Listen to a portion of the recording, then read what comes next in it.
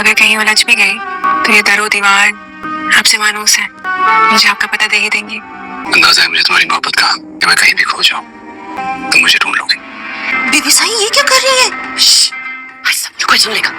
ऐसे तो स्त्री को हाथ लगाने से करंट लग जाएगा।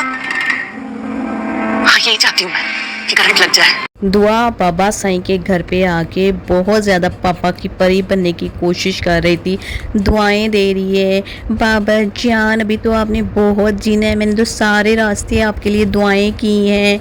और कशमाला बड़ी तंजिया और हैरत अंगेज़ नज़रों से उसकी तरफ देख रही थी कि भाई तुम अपना घर अपने माँ बाप तो छोड़ के भाग गई थी किसी लड़के के पीछे, और यहाँ पे तुम जो है इसके वालिद के लिए दुआएं मांग रही हो।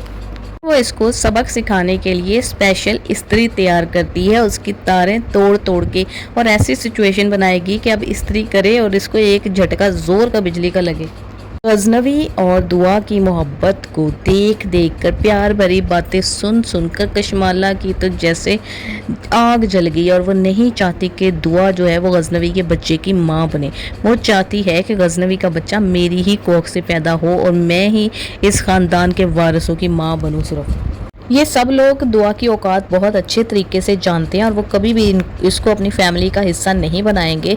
पहली दफ़ा वो घर आई है और घंटा वो सोफे की टेक लगा के खड़ी रही है, किसी ने भी उसको बैठने तक का नहीं पूछा, खुद ही शर्मिंदी होके दुआएं देना शुरू कर दी हैं मरासियों की तरह। तो फिर जब बाप ने बेचारे ने कहा है कि पहली दफ़ा आई है तो इसका कोई स्वागत वगैरह करो, तो फिर वो माई बोली है कि ओहो आपकी परेशानी में तो हमें पता ही नहीं चला।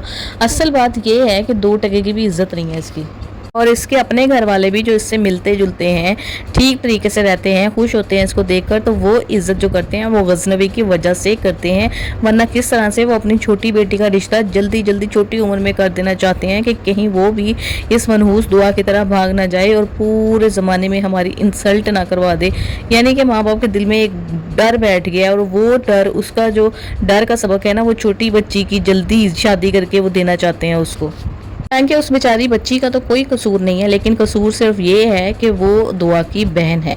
और दूसरी तरफ सरफराज का घटियापन जो है ना फ़ौरन उरूज पे आया हुआ है। अगर वो अपनी निकाही बीवी को लेके जाना चाहता है, सुंबुल को, उसका शौहर, तो भाई वो डिनर पे लेके जाना चाहता है ना। तुम्हारा अपना दिमाग इतना ज़्यादा घटिया है, जैसा तुम सोचते हो, जैसा तुम करते हो, तुम दूसरों को भी वैसा ही समझते हो। वो बंदा भी आगे से कम नहीं है, ये बंदा ही इनके लिए मकाफात अमल साबित होगा। ये सुंबुल को कभी भी ब्याह कर नहीं ले जाएगा, ये सिर्फ जो है ना ये इसको जलील करेगा, मुलाकातें करेगा, शायद प्रेग्नेंट भी ये हो जाए, लेकिन ये घर में ही बैठी रहेगी, वो कभी भी इससे शादी नहीं करेगा। और इसकी बीवी को जो इसने बातें सुनाई हैं इसके सामने बहुत सही सुनाई है कि इस तरह के घटिया इंसान के साथ कोई भी नहीं रह सकता।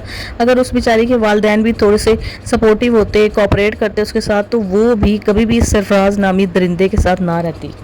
और ये कौन से 6 कनालों के घर में रहते हैं कि जब सरफराज की और सुंबुल के शौहर की लड़ाई हो रही थी तो माँ बाप अभी तो सोफों से उठकर उसको बता कर गए हैं कि भाई आज उन्होंने डिनर इकट्ठा करना है। फिर ये कहाँ अचानक से कौन से काले कुएं में गायब हो गए कि लड़ाई में आके इनको रोक ही नहीं सके, कुछ कह ही ना सके।